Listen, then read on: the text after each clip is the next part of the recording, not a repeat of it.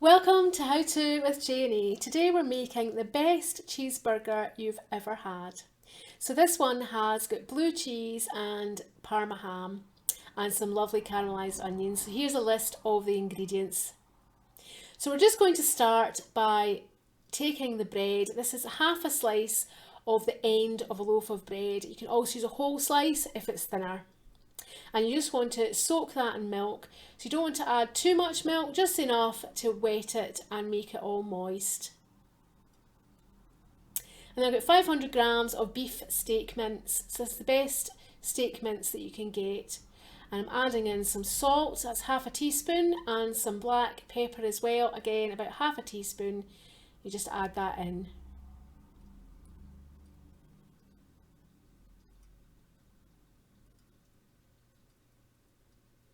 Now the bread is going to keep it really moist. Some people add egg, but I've found recently that bread soaked in milk actually is much nicer. So this is a 5% steak mince and it's lovely and moist, 5% fat that is. So what you want to do is really squash it all in, break up all the bread and just mash it all together. Now this is a top tip, I'm going to use a cookie cutter.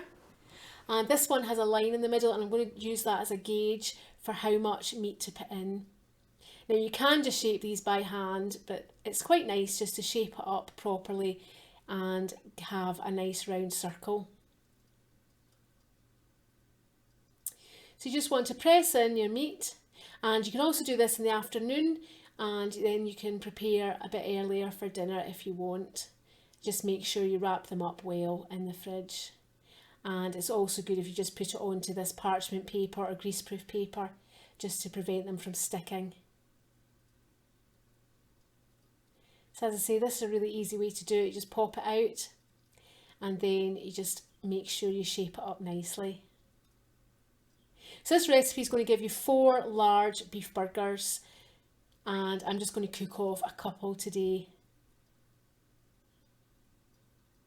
So I've got my 2 here all ready to start, and the first thing I'm doing is I'm toasting off a lovely brioche bun, and that was in a dry frying pan. Now I'm adding some oil, and as you see it's really hot, the frying pan. You want it really hot to cook off the burgers. And then you just add in your burger, and as I say, the griddle pans give it a lovely marks, but you can just use a normal frying pan, and you don't want to move it around, you want to leave it to cook. And I've just popped a lid on as well. So once it's cooked, you can start to see it start cooking up the edges, and then you just want to flip it over. Then when it's mainly cooked, just about ready, you want to pop on your cheese. You can use any cheese. This is a lovely gorgonzola cheese, and if you haven't tried a blue cheeseburger, please try it. They are fantastic. So you just want to pop your cheese on top, and then this is a parma ham from Italy. So it's very thinly sliced, and this crisps up quite quickly. So you just want to lay that flat next to your burger. And then we're going to pop the lid on, and that's going to melt the cheese. So don't go anywhere, it does cook fast. You just want to keep an eye on the parma ham, and you can turn it over halfway through cooking as well if you want. So you see now, I've got the pan quite high, I'm just turning it down, and you can see it's really sizzling and all that cheese is melted and it smells wonderful.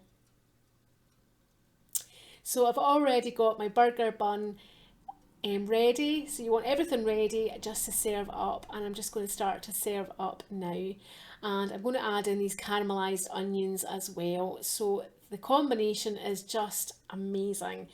So it's a steak burger, I've got some salad, the parma ham goes across the top, and then the caramelised onions, and the combination is just fantastic. So as I say, try and give it a go if you've never tried it. And as I say, you can use other cheese if you don't like blue. If you haven't seen my caramelised onion recipe, that's also on the YouTube channel. So thanks again for watching today, and I really hope that you can give us a thumbs up and like on this video, as well as subscribing to get notifications of new videos. And you can also become a Patreon if you want to support us in our work, and there's information on how to do that below. So thanks again. Bye.